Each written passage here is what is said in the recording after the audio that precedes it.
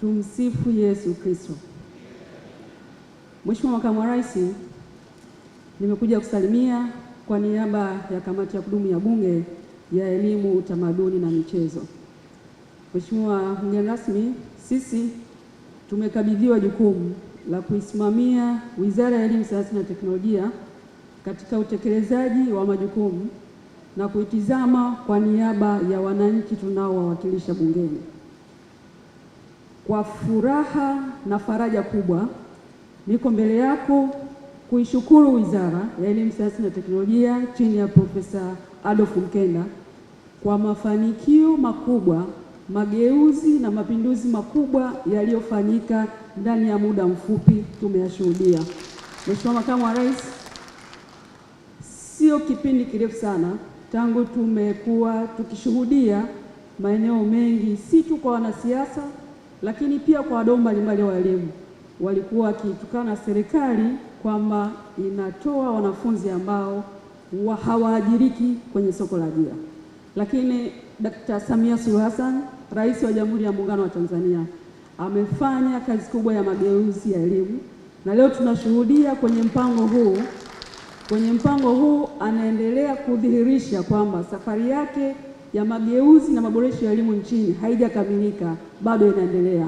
Sisi kama kamati, Mheshimiwa Makamu wa Rais, jambo kubwa ambalo tunamwahidi na tunakuahidi wewe kiongozi wa serikali, tutatoa ushirikiano wa kutosha kama kamati ya kudumu ya Bunge kuhakikisha kwamba sera, sheria, miongozo yote ambayo inahitajika katika utekelezaji wa mipango kama huu, mpango wa kuunganisha vyuo, elimu yetu na waajiri kwa maana ya viwanda, unaenda kutekelezwa, unakuwa endelevu na unaleta tija iliyokusudiwa.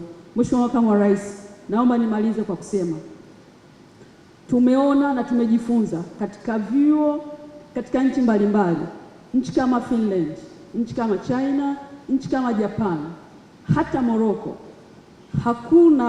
hakuna mpaka wa kujifunza kwa mwanafunzi ambaye yuko chuoni kati yake na soko la ajira.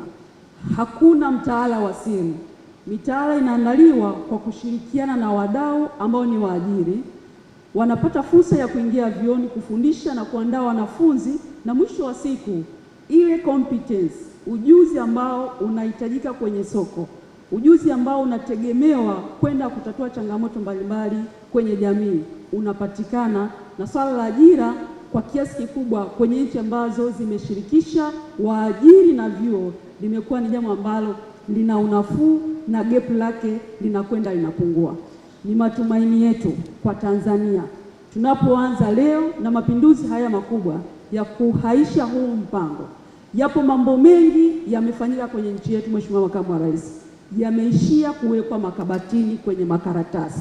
Tunatamani mambo haya yawe practical, yaende yatekelezwe kwa vitendo, na jamii yetu, nchi yetu, wananchi wenzetu washuhudie mapinduzi haya yanayofanywa kwa kutekelezwa kwa vitendo, wanufaishe vijana wetu, na mwisho wa siku twende tukatatue kwa pamoja changamoto ya ukosefu au upungufu wa ajira, na mwisho wa siku kila Mtanzania aone ana nafasi kwenye viwanda vya binafsi, kwenye viwanda vya serikali, kwenye mashirika ya serikali. Kila mmoja aione changamoto ya kuajiri vijana wa Tanzania inamuhusu yeye na atekeleze wajibu wake. Mheshimiwa Makamu wa Rais, nakushukuru sana. Asante sana, naomba kuwasilisha.